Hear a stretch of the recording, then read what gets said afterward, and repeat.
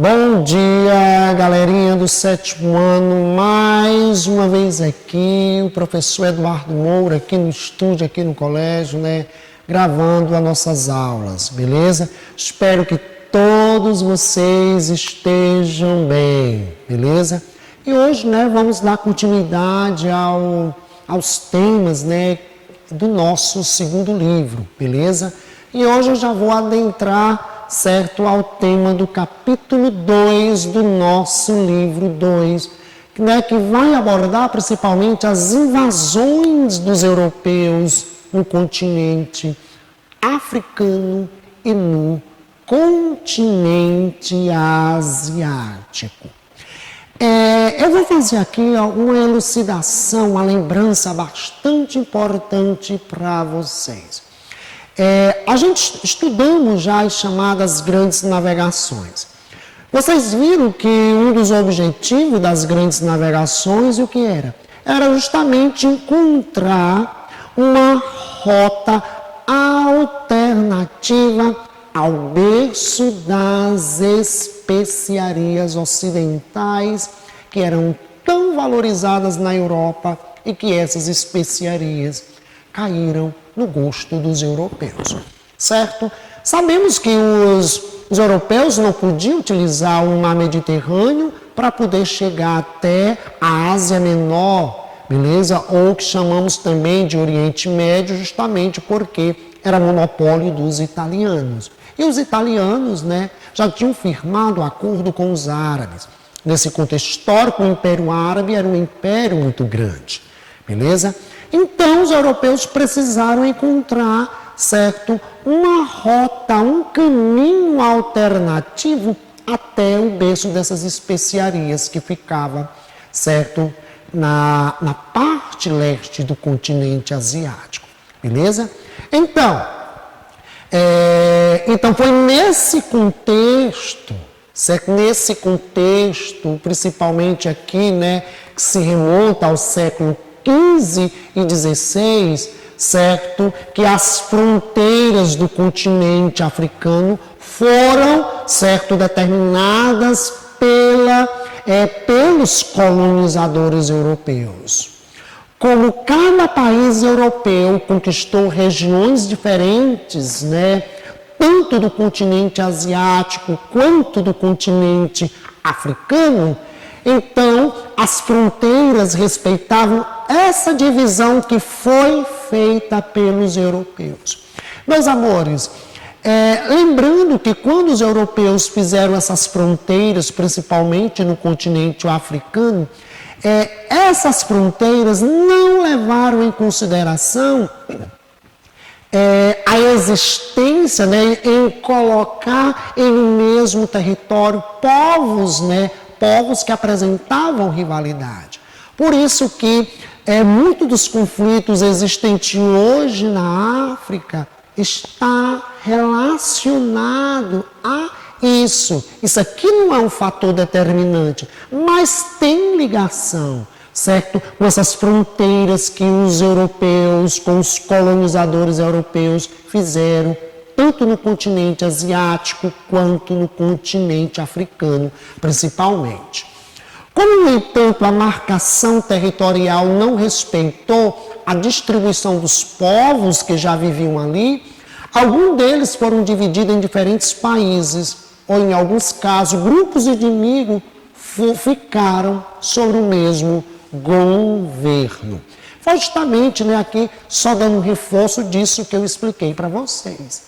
Repetindo mais uma vez. Então, muito dessas fronteiras foram criadas pelos europeus.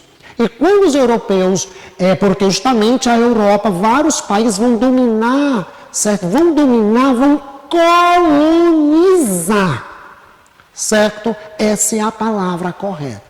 Vão colonizar regiões diferentes, tanto do continente asiático quanto do continente africano. E vão transformar esses territórios mais lá na frente em colônia de exploração. E sabemos que a colônia de exploração, ela tem como objetivo principal ela tem como objetivo principal o enriquecimento da metrópole, certo? Por meio de quê? Principalmente por meio de um pacto colonial e por meio de uma atividade, né, econômica que ela é estruturada nessas colônias de exploração. Porque tem que ser uma atividade econômica que vá enriquecer ao invasor, no caso aqui, aos países europeus. Então, vocês não podem se esquecerem disso, beleza?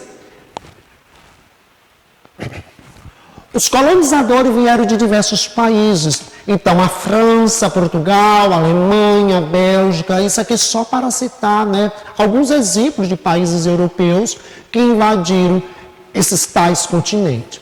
A África não foi o único continente onde esse tipo de imposição aconteceu, né?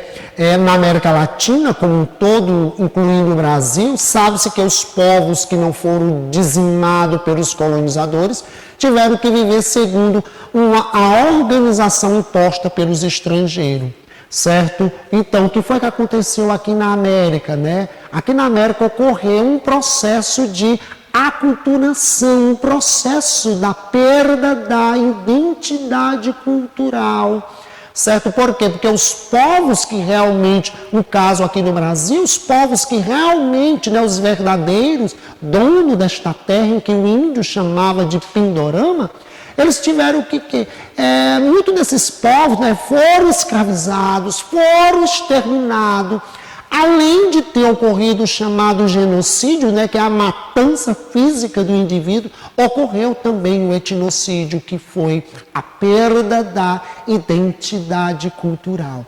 Né? Eu estou aqui dando uma aula hoje para vocês sobre brasileiro do século XXI, beleza? E hoje ainda não falei uma palavra, né, que veio do Tupi-Guarani.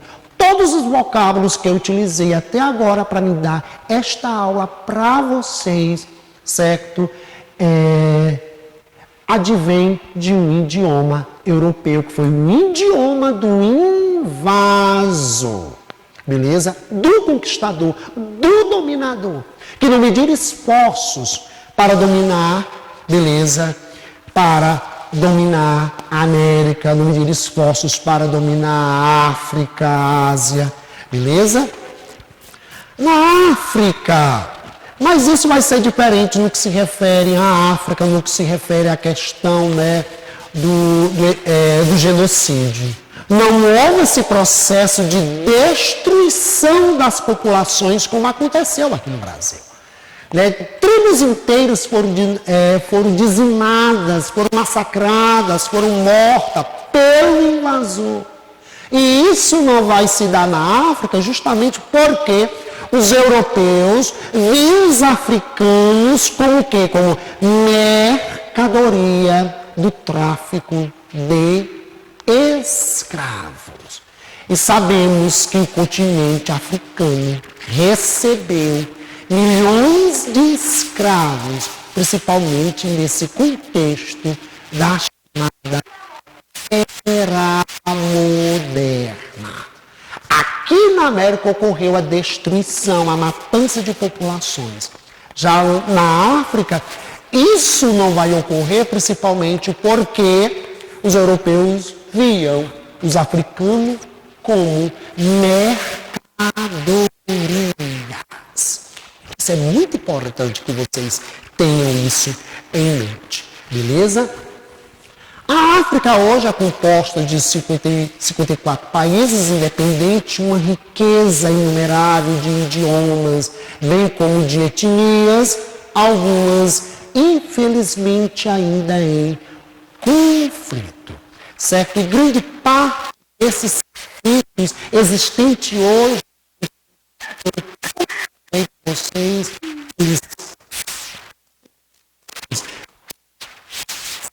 com este processo de dominação do continente africano por parte dos europeus, beleza? E agora vamos partir para a parte do continente asiático também, certo? Que também, né, como eu falei para vocês, que o continente asiático também foi colonizado pelas potências europeias da época. O continente asiático sempre despertou intenso fascínio ao homem europeu por razões variadas, como a riqueza em recursos naturais, a expansão cristã, ou seja, né, levar a religião verdadeira, né, aos povos que não professam o cristianismo, certo? Ou mesmo a estranha mística, né, que cerca a Ásia. Vislumbres da onda colonizatória imposta pelas potências europeias que posteriormente acometiria a região pode ser traçada com as devidas proporções, né, até o século XI, né, com a proclamação das cruzadas para a retomada de Jerusalém, beleza? Então, né, sabemos que um dos objetivos das cruzadas foi justamente o quê? Foi justamente, né, libertar Jerusalém dos infiéis. Porque na época das cruzadas sabemos que Jerusalém foi dominada pelos árabes, que professam os árabes, eles, né, professam uma religião que não é uma religião cristã. Os árabes, eles professam o Islã, certo? Então, isso para o europeu medieval, né? Sabemos que Jerusalém é uma cidade sagrada para o cristão. Então, por isso que o Papa, né, da época vai colocar a cristandade europeia a pegar em arma, a matar certos infiéis. E sabemos que matar não é possível certos ensinamentos de Cristo. Porque quando for em Cristo, o amor é que deve prevalecer. E não é arma, certo? Não há arma de fogo, não há espada, né, desse contexto histórico aqui. Beleza? Porque quem ama não mata, certo? Então, mas lembrando que estamos num outro contexto histórico. Né? Aqui nós estamos falando uma Europa medieval, né, século XI, uma Europa medieval. Né? A Igreja Católica era uma autoridade. Certo? Que a igreja falava, as pessoas questionavam, as pessoas aceitavam, porque ela era uma autoridade. E lembrando, eu não estou falando da Igreja Católica atual, estou falando da Igreja Católica medieval. Beleza? Então, isso a gente precisa ter em mente, meus amores, quando a gente estuda história. Certo? Uma coisa é eu falar da Igreja Católica medieval, outra coisa é eu falar da Igreja Católica atual. Beleza? Então, por que milhares de europeus pegarem armas? Eles pegaram armas e rumaram para a Terra Santa, né, para Jerusalém, para o Oriente Médio. Né? Aí nós tivemos o contato dos europeus com a Ásia, com o Oriente.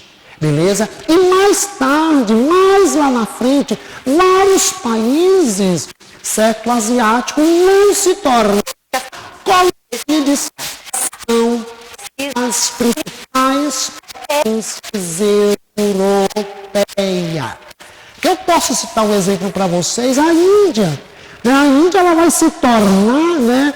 A Índia ela vai se tornar, principalmente no século XIX, início do século XX, a principal colônia de exploração da Inglaterra.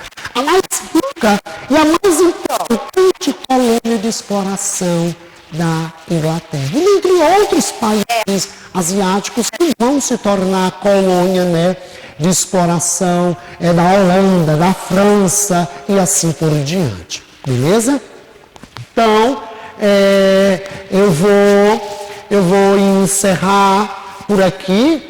Certo? Eu vou encerrar por aqui a minha aula, beleza? Espero que vocês tenham compreendido, meus amores, o que eu peço tanto a vocês.